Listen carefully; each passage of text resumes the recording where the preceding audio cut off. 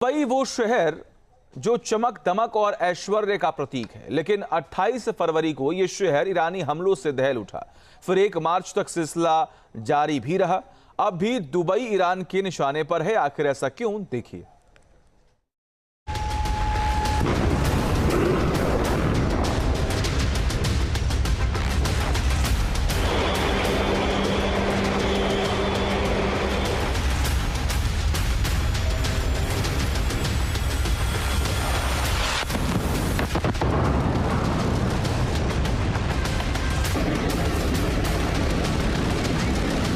Dubai का international airport शनिवार को ईरानी ड्रोन तबाही बनकर गिरा। एयरपोर्ट के एक कॉन्कोर्स और टर्मिनल को नुकसान पहुंचा। 4 लोग घायल हो गए। फिर चारों तरफ अफरा तफरी मच गई। अगले ही पल दुनिया का सबसे व्यस्त रहने वाला एयरपोर्ट खाली हो गया।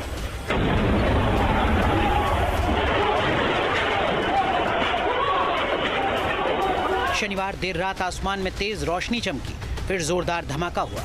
कुछ ही सेकंड में दुनिया का सबसे लग्जरी होटल बुर्ज अल अरब के बाहरी हिस्से में आग की लपटें दिखाई देने लगी।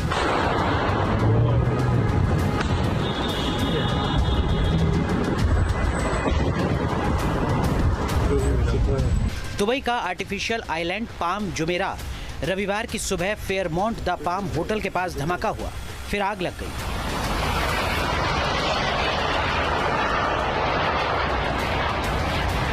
Oh my God. सवाल है, ईरान का यूएई पर हमला क्यों? दुबई ने ईरान का क्या बिगाड़ा? यूएई पर ईरान के हमले उसी वक्त शुरू हो गए थे जिस वक्त अमेरिका और इजराइल ने मिलकर खामनेई का खात्मा कर दिया था।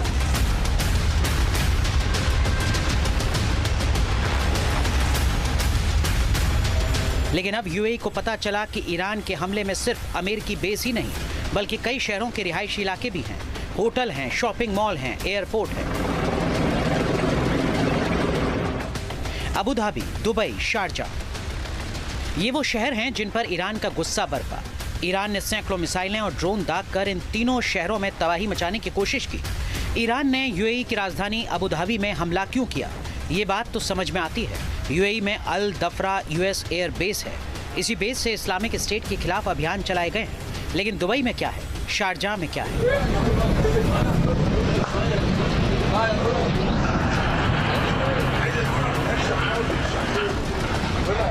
यूएई के रक्षा मंत्रालय के मुताबिक यूएई पर ईरान ने 165 मिसाइलें दागी, 2 क्रूज मिसाइलों से भी प्रहार किया। 540 से ज्यादा सुसाइड ड्रोन दागे गए। ज्यादातर मिसाइलों और ड्रोन को यूएई के एयर डिफेंस सिस्टम ने हवा में ही मार गिराया। 541 ड्रोन में से 506 ड्रोन हवा में तबाह कर दिए गए। 152 मिसाइलें भी तबाह कर दी गईं। इसके बावजूद कुछ मिसाइलें और ड्रोन ऐसे थे जिन्हें यूएई का डिफेंस सिस्टम रोकने में नाकाम रहा।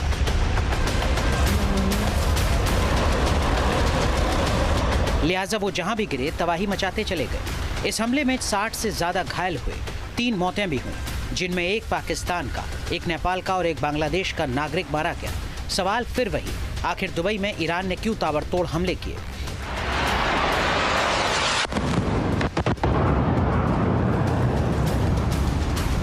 क्या यूएई की आर्थिक कमर को तोड़ने की फिराक में है ईरान?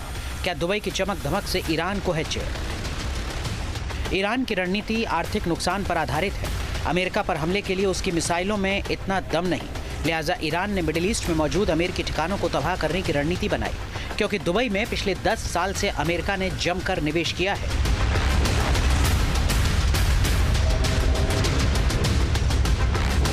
– 2015 से 2024 के बीच दुबई में करीब 21.7 बिलियन का अमेरिकी निवेश आया है।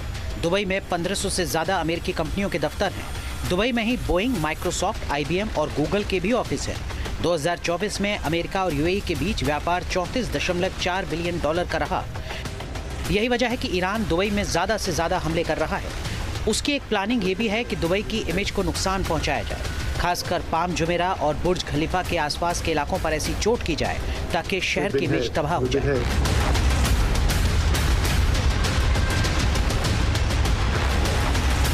जिससे कि निवेशक और टूरिस्ट यहां से मुंह मोड़ने लगे। ये बात यूएई भी समझ रहा है। इसीलिए यूएई के राष्ट्रपति के डिप्लोमेटिक एडवाइजर अनवर गरगाश ने ईरान को चेतावनी दी और कहा, खाड़ी देशों के खिलाफ ईरान का हमला एक गलत अंदाजा था।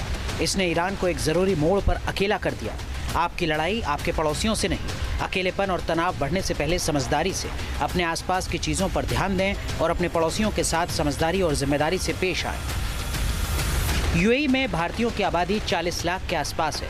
वहीं दुबई में करीब 20 लाख भारतीय रहते हैं। जाहिर है यूएई में लगातार हमले के बाद भारत भी टेंशन में आ गया।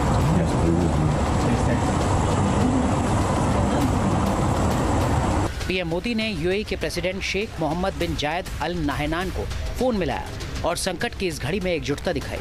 पीएम मोदी ने यूएई पर हमलों की कड़ी निंदा की और हमले में हुई जानमाल के नुकसान पर दुख जताया। यूएई के राष्ट्रपति से बात की, यूएई पर हमलों की कड़े शब्दों में निंदा की और इन हमलों में हुई जनहानि पर अपनी संवेदनाएं व्यक्त की। इस मुश्किल वक्त में भारत यूएई के साथ एकजुटता से खड़ा है। हम तनाव कम करने, शांति, सुरक्षा और स्थिरता का समर्थन करते हैं। दरअसल ईरान ने होटलों और एयरपोर्ट्स को निशाना बनाकर यह साबित करने की कोशिश की है कि वो पूरे रीजन की स्थिरता को दांव पर लगा सकता है, लेकिन ईरान को नहीं पता कि उसने गुस्से में आकर अपने ही खिलाफ एक और दुश्मन खड़ा कर दिया है। Team news nation. और देखिए, अमेरिकी सेना ने जारी किया ईरान पर हमले का वीडियो। अमेरिका ने B-1 बॉम्बर से बमबारी की है। ईरान के मिसाइल ठिकानों को निशाना बनाया गया है।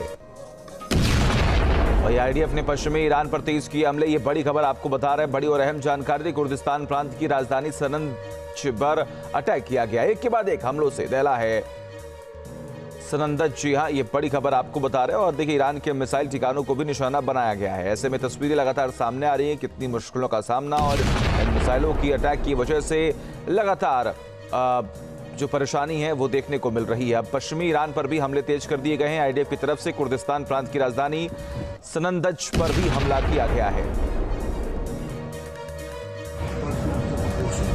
और देखिए, इजराइल के बेत शिमेश में भारी तबाही की तस्वीरें सामने आई है। पीएम नेतन्याहू ने जायजा लिया है। पीड़ितों और अधिकारियों से बात कर हालचाल भी जाना है।